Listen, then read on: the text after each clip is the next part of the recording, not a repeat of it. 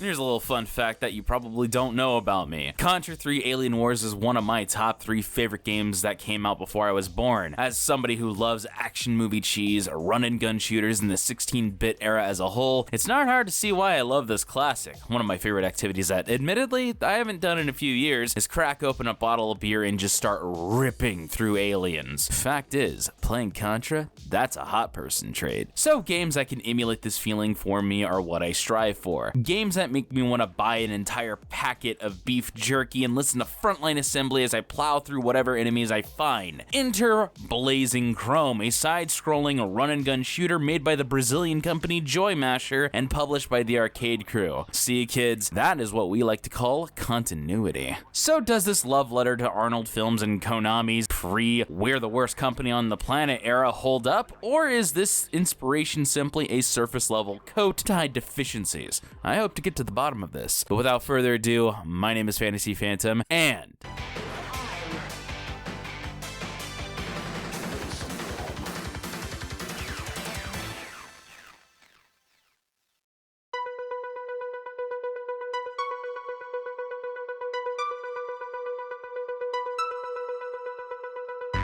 so I'm gonna start right from the beginning. This game looks absolutely fucking gorgeous. There is admittedly a lack of color variety, with primarily only orange, brown, gray, and the occasional blue, but I think we should cut the game some slack, as it does take place in a post-apocalyptic dystopia where machines are exterminating humanity. It would be a bit off, is all I'm saying, if it were a super sticky, sweet, happy, fun time adventure. However, taking the palette aside, I think the art style looks appropriately 1980s. Not necessarily talking about the pixels, as that's based a little bit more on the 16-bit era, but instead the overall feel of the art style reminds me so much of the 80s over-the-top cheese. I'm talking RoboCop, Terminator, Predator, early Warhammer 40,000, that awesome dorky shit from back then that would go on to influence pretty much everything that I love from today. Like your two main characters, you have Mavra, a blonde-haired,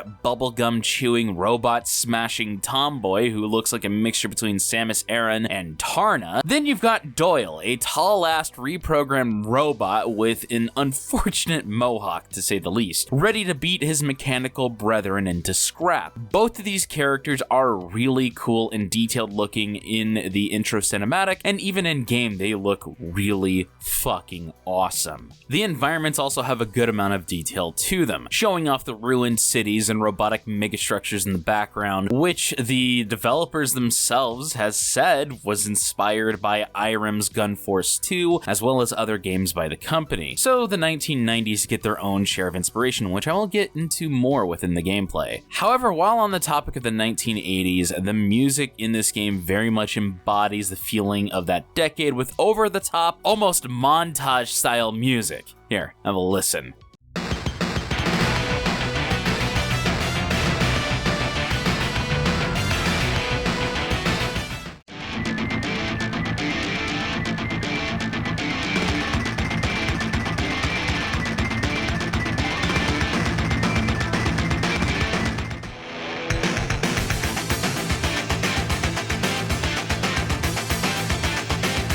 Now, I know some people who are very familiar with this music as well as the visual aspects of the game may be wondering why I'm not mentioning the 1990s inspirations, as arguably that is what it's more inspired by. And as far as a video game is concerned, that is correct. The music as it is would work better in the SNES than the NES because of the technology. The graphics are also far too advanced for the 8-bit style of the NES, and I shouldn't ignore the Starship Troopers inspirations either from the 1990s. However, from a purely shallow aesthetic glance, this feels very 80s. Much like Infernax, which also was published by the Arcade Crew, this feels very much like a love letter to the decade as far as the overall style is concerned. However, something I can't ignore is how the gameplay is very much inspired by the 90s, which I'll get into right now.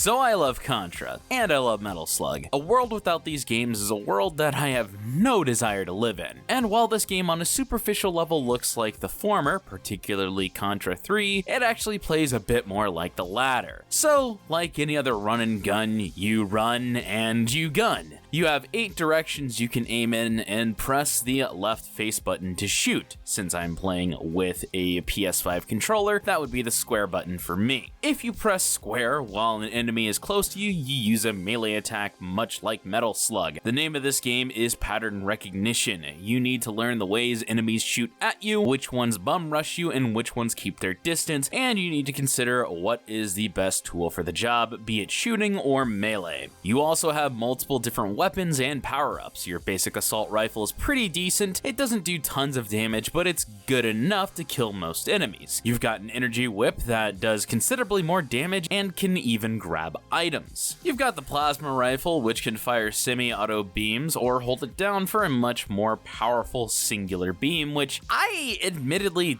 don't like because I feel like it requires just a bit too much micromanaging to use, especially when compared to the last weapon, the grenade launcher. This thing doesn't require great aim and can absolutely melt bosses. You also have an assortment of bot companions which you can pick up in the game. A defensive bot that allows for extra 2 hits before dying, an attack bot that gives you an extra gun shooting at the enemy, and a speed bot which lets you go faster and allows you to do double jumps. All of these power-ups can be very helpful, but you will drop them when you die. Dying, by the way, happens after just 1 hit, so pattern recognition is crucial. A neat feature for balancing is whatever weapon aside from your default assault rifle is lost when you die. However, only when you have it out. Say for example, you have a grenade launcher, but you want to save it for the stage's boss, so you just use your assault rifle and you get killed by a stray bullet. You still have that grenade launcher. So this leaves you with the choice of sending toasters to the Shadow Realm Slaneshi style and risk losing your whip, or do considerably less damage but ensure that you'll have it for the boss that will come around. The only problem with this system is sometimes you'll respawn with your assault rifle in hand, and other times you'll spawn with one of your other weapons in your inventory. And there doesn't seem to be much of a pattern for this, at least one that I have recognized. So if you aren't paying attention, you'll end up accidentally losing the weapon that you were trying to save. Granted, you could argue that you should always be paying attention in a run and gun game, but I'd rather it be stuff you already expect, like enemies or hazards. For movement, you use the D-pad or stick to move. If you hold down R1 while in place, you can directionally aim while standing still. When you press down, you'll become prone, and when you press jump while prone, you can do an invincibility roll. Sometimes you can hang from bars to traverse death traps or get better vantage points on enemies. And not all movement is done on foot, with mechs being a powerful option in some levels, and 2 stages having Battletoads-esque hover bike sections, which are cool as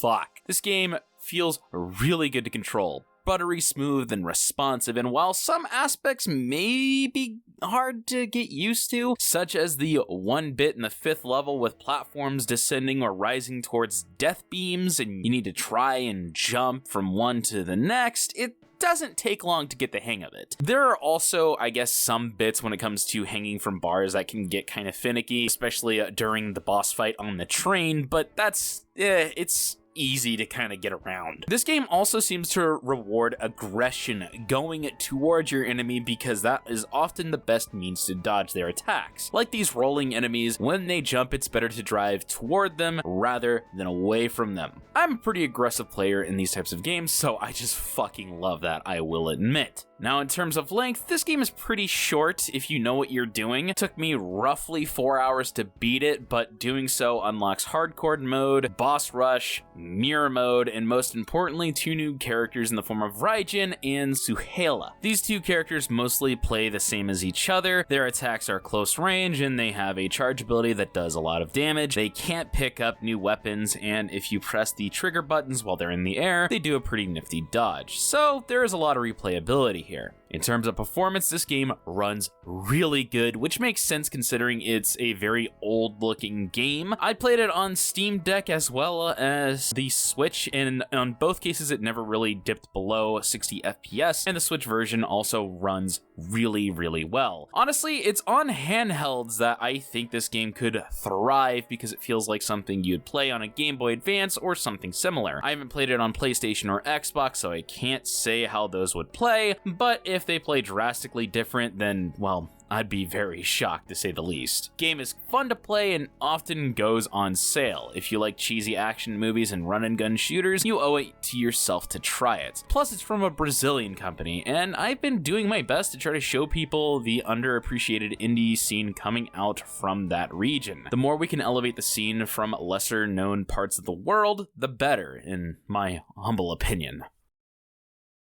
Hey everybody, I'm so sorry for being gone for so long. Some very, very intense family stuff has been going on that has prevented me from being able to consistently upload videos. However, a lot of that seems to have been quelled, and I'll be getting back into the swing of things, so no need to worry. As for those of you who may be wondering where my wrestling review went, I have decided to archive it and put it on a second channel, which I will link in the description below once I have it up, where I also will be planning on just focusing on general entertainment stuff that I am into, such as wrestling, anime, music, and just anything that is not video game related. And that's mostly because I want to make this my main video game focused channel, because video games are one of my favorite things of all time. Actually, they are my favorite medium of all time. For now, I have also decided to retire my Q&A section at the end of these videos, mostly due to the fact that I feel like these questions could be answered on my streams on Twitch, which will also be linked in the description below. However, that isn't to say I won't be replacing it. In fact, I want to ask you guys, my audience, some questions at the end of these videos, and I will read the most interesting answers that will be posted to my Tumblr, because yes, I have a Tumblr, my Twitter, and